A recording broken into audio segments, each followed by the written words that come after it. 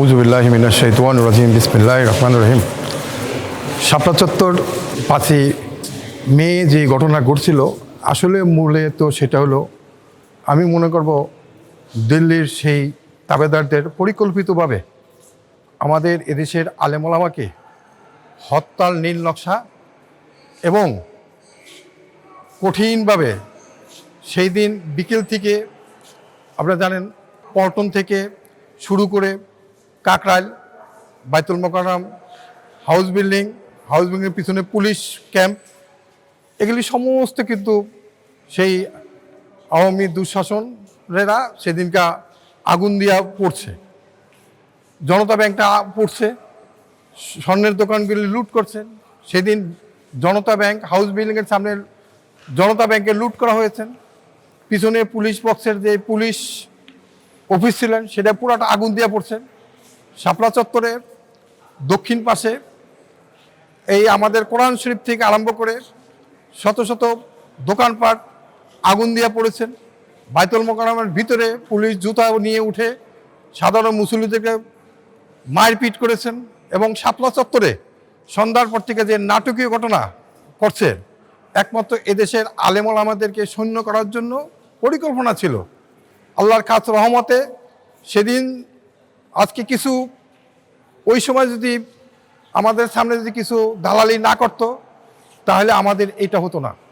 আমাদের সারা বাংলা তখন আপনি অনেকেই জানেন যে আমাদের যে ব্যারিকেড ছিল, একটা ব্যারিকেড ছিল আমাদের গাবতলী, একটা ব্যারিকেড ছিল আমাদের সেই মহাখালীর ওদিক থেকে, আর একটা ব্যারিকেড ছিল কাশপুর, আর একটা ব্যারিকেড ছিল আমাদের সেই ওই যে আমাদের কেরানীগঞ্জের দিকে। কারণ শুধু ওই দিন সারা বাংলাদেশে লোক আর লোক ছিল, আর কোনো কিছু ছিল না। সেই দিন যদি আমাদেরকে ওই দিন বিএনপি যে সহযোগিতা করা ছিল, খালেদা জিয়া বলছিল যে আপনারা যে যেখানে আছেন সবাই আসুন, সহযোগিতা করুন।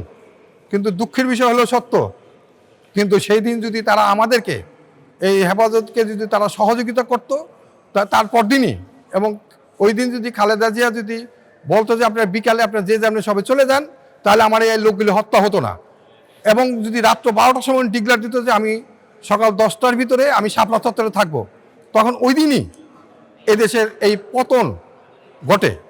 কারণ হলো সেই দিন আমাদের সেই সহযোগিতা তারা আমাদের করে নেই। দ্বিতীয় কথা হলো, তারপর আস্তে আস্তে সেই আমাদের 5ই জুলাই পর্যন্ত আসতে হয়েছে। অনেক ছাত্রদের এবং অনেক মা বোনদের, আপনারা জানেন যে প্রায় 2000 মতন লোকদের হত্যা করা হয়েছেন। প্লাস আজকে আমাদের মনে করেন যে এখানে প্রায় 30 থেকে 35,000 লোক আহত হয়েছেন। অনেক ভাইয়ের চোখ গেছে গা। এর ভিতরেও আমাদের বহুত মাদ্রাসা ছাত্র, আজকে যদি সেই দিন যদি আমাদের সেই যাত্রাবাড়ি থেকে যদি আমাদের যদি সেই শনির আখড়া থেকে যদি বিশাল বড় বাহিনী যদি আমরা ঢাকার দিকে মুভ না করতাম, তাহলে আমার মনে হয় না যে 5ই আগস্ট সেদিন সফল হতো।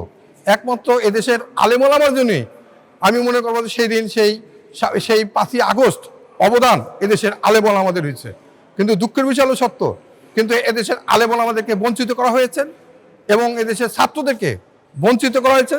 তাদের যে প্রাপ্য ছিল সেই প্রাপ্যর থেকে তাদেরকে বঞ্চিত করা হয়েছে।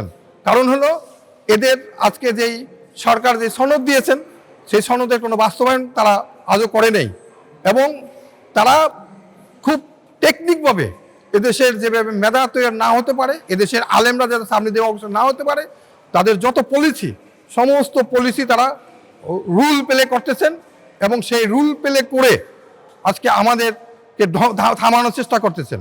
আপনারা জানেন যে এদেশের আলেম ওলামাদের যে অবদান, শাইখুল আলম আজিজুল হক সাহেবের যে অবদান, হাফিজুর থেকে আরম্ভ করে অবদান, কেন 80-র পর থেকে এদেশের ওলামাদের যে ভূমিকা আছেন তার 100 ভাগের 1 ভাগ অন্য কেউ নাই। কারণ হলো আমাদের কোনো প্রচার নাই, আমাদের কোনো শক্তি নাই, আমাদের আছে ষড়যন্ত্রের দুর্বিসন্ধির বেড়া দলে এদেশের আলেম ওলামা।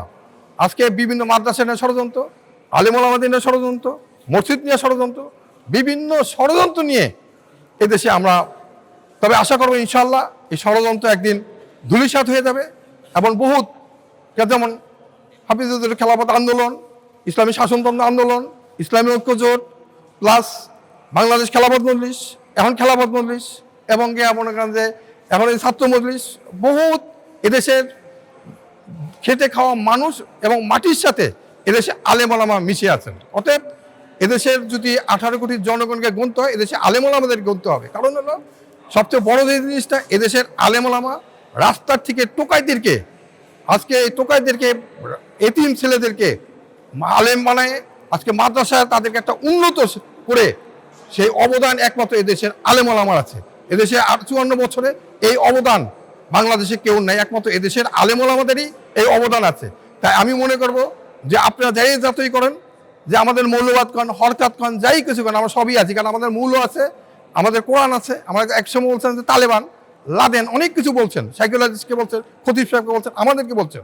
এবং আমরা জানেন যে 2002 সালে এই সাইকোলজিস্টকে নিয়ে, আমাকে নিয়ে ইন্টারন্যাশনাল পত্রিকায় লাদেন নামে দিয়ে ইন্টারন্যাশনালভাবে, তখন এই দেশকে রক্ষা করার জন্য আমি $2 বিলিয়ন মামলা করি।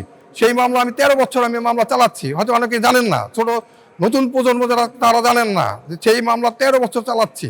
চালানোর পরে সেই পত্রিকাকে ব্যান করেছি এবং সেই পত্রিকার কাটিং দিয়ে, তথ্যবহুল নিউজ দিয়ে 160 পৃষ্ঠা একটা ভলিউম করছে দেশের নতুন প্রজন্ম এবং আলেমদের জন্য। তাই আশা করব আমরা ইনশাল্লাহ সামনের দিকে আমরা এদেশের আলেম ওলামা এক প্ল্যাটফর্মে থাকবেন, ঐক্যবদ্ধভাবে আমরা বিভিন্ন ইস্যুতে ঐক্যবদ্ধভাবে যারা আমরা বাতিলের মোকাবেলা করতে পারি এবং কোরআন সুন্নাহর আলোকে এই দেশকে আমরা পরিচালনা করতে পারি। এদিকে আমার সারা বাংলার জনগণকে এবং মেহনতি মানুষদেরকে আমি আহ্বান জানাম, আসুন আমরা এই দেশটাকে একটি কোরআন সুন্নাহর আলোকে দেশ গড়ি, ভেদাভেদ ভুলে গিয়ে ঐক্যবদ্ধভাবে আমরা দেশ গড়ি। আসসালামু আলাইকুম ওয়া রাহমাতুল্লাহি ওয়া বারাকাতুহু।